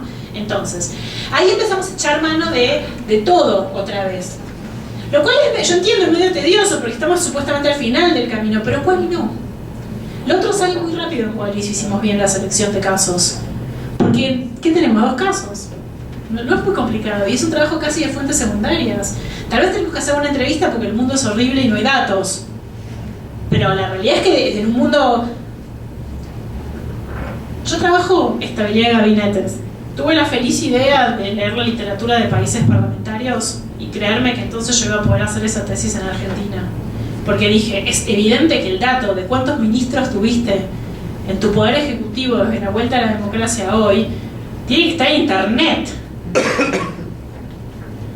Y si no está en internet desde 1983, viajaré a las provincias, me darán los boletines oficiales, que es la publicación que sale, digamos, con toda la información, y dice, no está, no existen las provincias argentinas. Entonces, algo que iba a ser muy sencillo para mí, que era reconstruir un número, la fórmula que mide estabilidad de los gabinetes, que se usa mucho, obviamente, en la literatura de parlamentos porque son coaliciones. Es muy importante la estabilidad de los gabinetes para implementar políticas públicas. Es una discusión que no existe prácticamente para sistemas presidencialistas. Yo estaba haciendo viajar una literatura, claro, y menos a nivel subnacional. Qué raro que a nadie se le ocurrió esto, ay, qué raro. No se me ocurrió nunca hasta que llegué a las provincias que mi vida iba a ser un infierno, digamos, y que iba a pasar. No, de verdad les digo, hacer quali tiene eso de nuestros países, ¿no? Pasé muchos meses en sótanos, de verdad, con cuadernos, terminé resolviendo esto con los cuadernos de ceremoniales.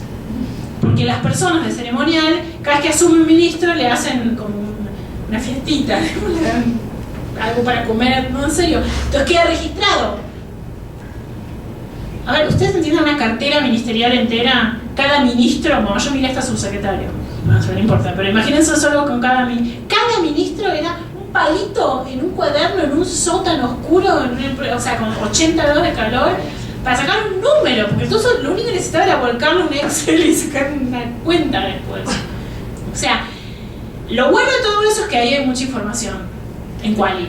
En quanti no me importa, pues es una búsqueda en quali, esto fue fundamental para mí. Bueno, escuchame una cosa, o sea, pará, estamos en un universo totalmente distinto, si no tienen idea en las propias provincias quiénes fueron sus ministros, no lo saben, pero no lo saben en serio, y sigue sin estar, en Chaco hoy sigue sin estar registrado, que es una de las provincias que yo miré, estuvo registrado un montón, quien era gobernador se fue a la Nación, bueno, no importa, volvió, cuestiones que sucedieron, se volvió a perder todo, nadie hago una tesis sobre eso.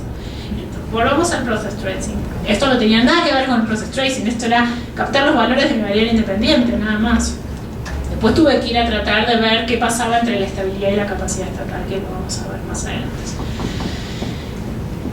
En mi caso, yo tenía suerte porque había una sola cadena causal para mi process tracing. Yo me lo intuía y por suerte encontré este iraní que se llama Biner y escribió, no me doy cuenta, que escribió eso a un candidato a Argentina ahora, ya no,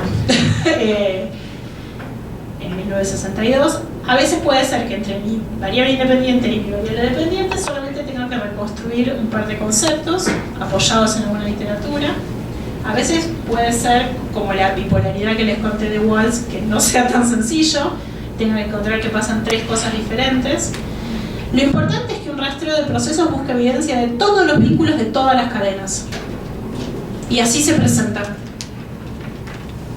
Siempre podés empezar por... siempre empezando por la variable dependiente, pero a veces se puede empezar por la causa. ¿Ok? No necesariamente, yo les estoy presentando el modelo 2. Si ustedes quisieran empezar por la causa, porque son Karina, con la pregunta que me hizo el otro día y su variable de se puede, y existen técnicas. ¿Ok? Entonces, no voy a empezar con esto. Solo voy a presentarles la pregunta. Voy a hacer lo mismo que hago siempre, presento el título y lo desarrollo, porque no, es que si no va a ser demasiado. Entonces, lo que vamos a ver ahora es los dos. Yo les di solamente el capítulo 1 para que entiendan de qué se trata y el process tracing. Tienen que confiar que yo comprobé la causalidad, básicamente no se los estoy dando porque parece lo que dicen. Lo que vamos a hacer a partir de ahora es ver todo junto. ¿Cómo combinamos un diseño explicativo con método de la diferencia, con configuraciones causales complementados con rastreo intracaso, de mediciones múltiples, de variación de que las otras provincias funcionaban parecidas a las que yo miré, más el rastreo de procesos que permitió capturar el mecanismo causal que vinculaba la variable independiente con la variable dependiente. Que se los adelanto, súper rápido, yo me hice la siguiente pregunta, dije, ¿por qué dos estados similares desarrollan capacidades diferentes para implementar las mismas políticas públicas? Así empezaba la investigación. Yo quería saber por qué las provincias de Chaco y Formosa son dos provincias vecinas que comparten todos los indicadores que podían ser explicaciones alternativas a mi variable dependiente, es decir, pobreza, tamaño de la economía, geografía, inexistencia de recursos naturales prácticamente, fronteras con otros países, todo. ¿Okay? La relevancia obviamente tenía que ver con que esos contrastes permitían en las capacidades que desarrollaban esos mismos estados para implementar exactamente las mismas políticas públicas. Tomé 2 políticas públicas. Eran muy graves porque terminó habiendo muchas muertes de personas en el año 2009 por la epidemia del dengue. Súper rápido les quiero contar el problema para poder entrar a lo metodológico. Yo encontré que... A ver si acá funciona.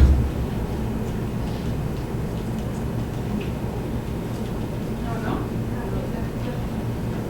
¿Pero funciona o soy yo? Hay que mover la pila. con la punta ¿Hacia mí? ¿Y ven algo? No. Bueno, te paro. No, ya, por favor, no te preocupes. No pasa nada. ¿Esto es Argentina?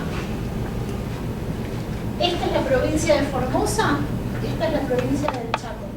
Esta es la región más pobre del país. ¿Okay? Estos puntitos son la epidemia del dengue. Rojo es más grave. ¿Se ve el color? ¿No? Sí.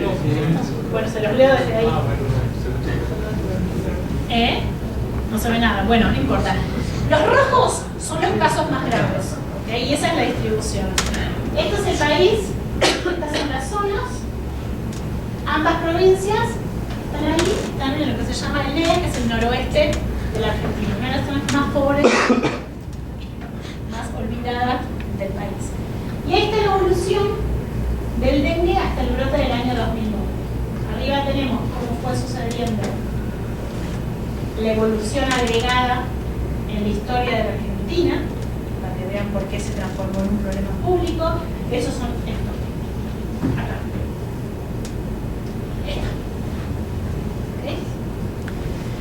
En el año 2009 pasó de una historia en donde el pico más grande fue en el 2003 de 1490, ahí lo ven, y enseguida volvió a bajar a 175. Este es casos promedios de todo el país. De repente hubo un brote de 25.489 casos, lo que cambia toda la historia y la evolución del dengue en la historia de la Argentina desde que volvió el dengue, que fue en el 2000. Por eso empieza ahí la línea de tiempo. ¿Okay? Cuando yo vi eso dije, ¿qué pasó acá? Altera la historia de la evolución de algo ya controlado en el mundo, básicamente. ¿Okay? Y abajo pueden ver la evolución de esas 2 provincias.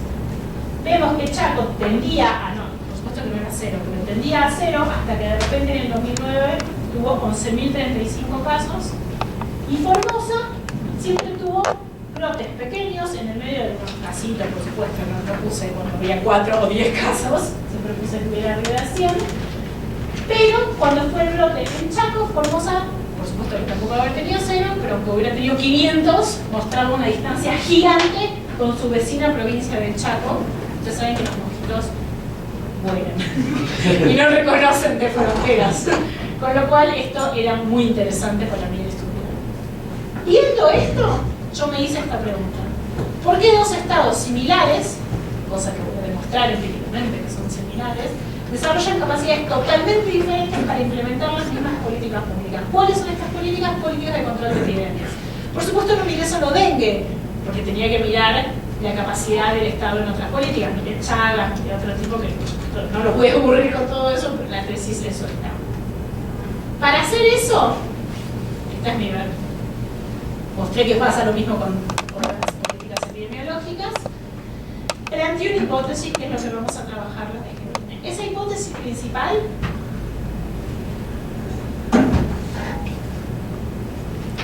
terminó desarrollando un modelo de configuraciones causales,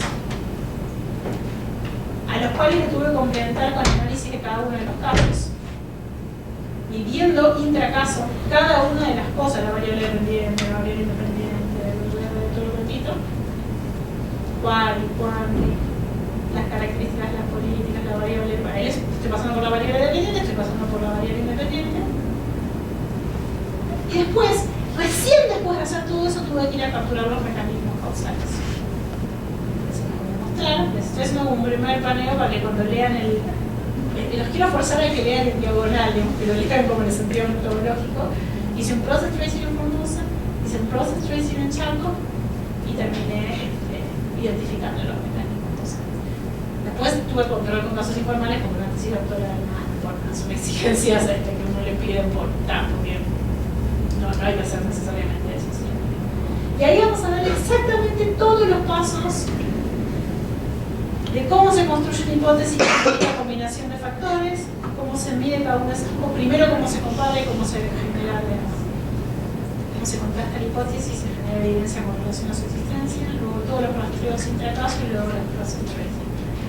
Para ya ir cerrando, y me gustaría ver si puedo hacer todo esto más o menos rápido como para dejar un rato de discusión y preguntas al final. O sea, si yo pudiera, si nos pudiéramos como empezar a tiempo el martes y yo puedo dedicarle una hora, pero trato y vénganse con todas las preguntas del mundo. O sea, aprovechen que yo lo hice como para toda la parte horrible de ¿cómo hiciste? ¿De dónde lo buscaste? O sea, como la parte de atrás del tapiz, pregúntenme todo lo que quieran, o sea, como que si leen los capítulos y les da alguna duda, digamos, aprovechen en ese sentido. Como yo voy a pasar rápido, pero el contenido no es la idea.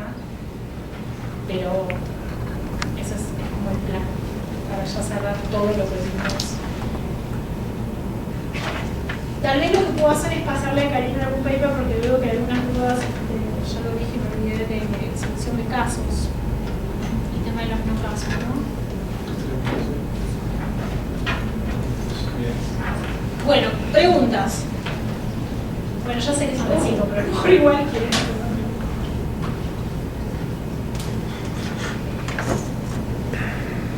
Esto es para la vez que viene, no se estresen. Claro.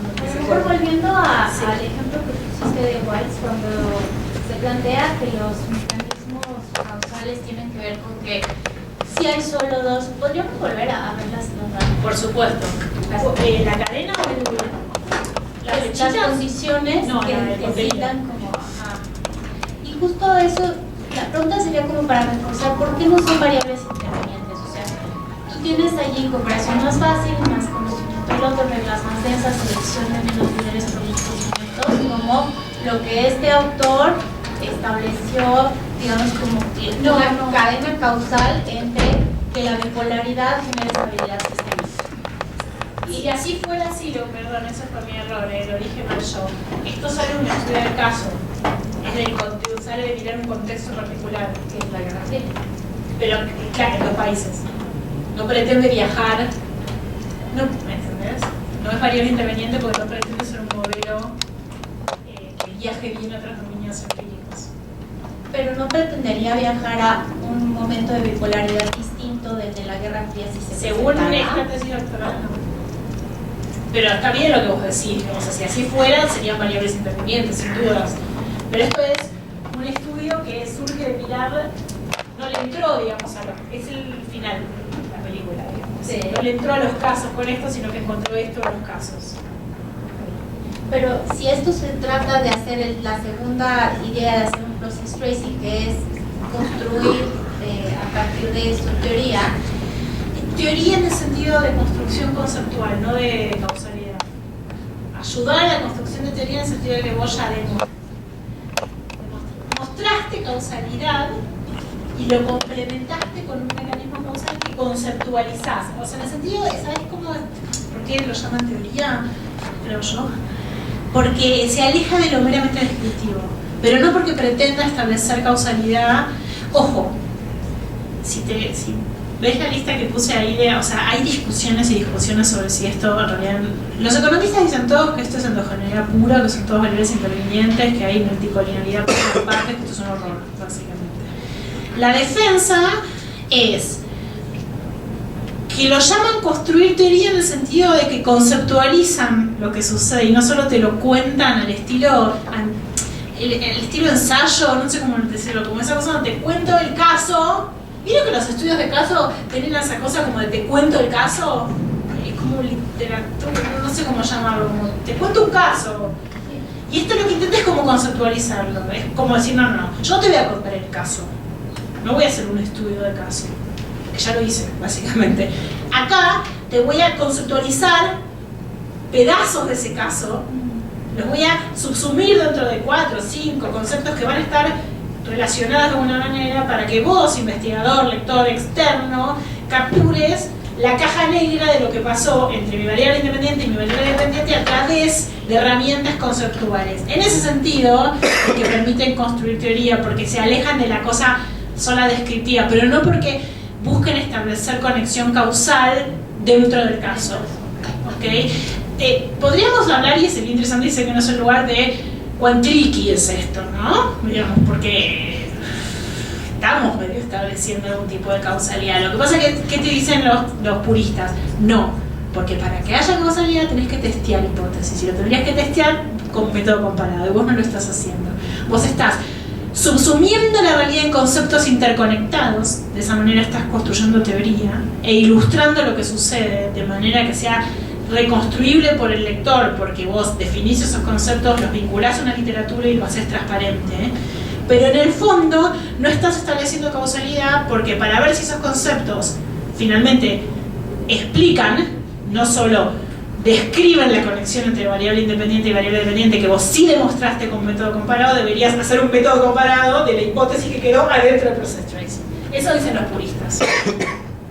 Sería como buscar generalidades y conceptualizar esas generalidades dentro de los objetos. Más que generalidad, no, generalidad nunca es quali, digamos, lo que haces es quali nunca, lo que tendrías que hacer es dentro del caso testear hipótesis, testear que esa sea una variable independiente de la hipótesis, con otro caso. Porque ese es el problema, digamos, de vuelta vuelvo a la sesión 1, para que haya causalidad tiene que haber testeo de hipótesis. Lo que vos ahí estás haciendo en todo caso es generando una hipótesis, lo que no estás haciendo es comprobándola. Esa es mi conclusión después de las peleas. Pero, por ejemplo, esta después puede servir para, a ver, como tú dices, no tenemos muchos órdenes internacionales desde que se generó el sistema de estados, con lo cual, pues esta es es establecer una conexión causal entre bipolaridad y estabilidad sistémica que no puedes hacer ningún modelo estadístico, pues.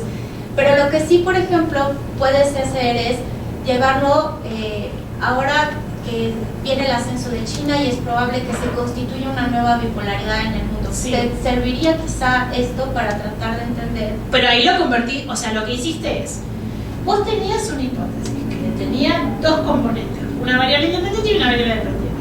Fuiste a capturar mecanismos causales de un caso. Generás en base a eso una hipótesis nueva y salís a testearla ya como hipótesis. Ya dejó de ser el mero process tracing, porque ahora sí vas a usar un método comparado para testearla. ¿Sí? ¿Se entendió? Bueno, viernes y supongo que todos se quieren ir de vacaciones. Nos vemos el martes ya. Voy a intentar como esto, ¿no? Hacer el cierre de pasar por todo rápido. Así después discutimos y preguntas, si te da una duda de... ¿Está?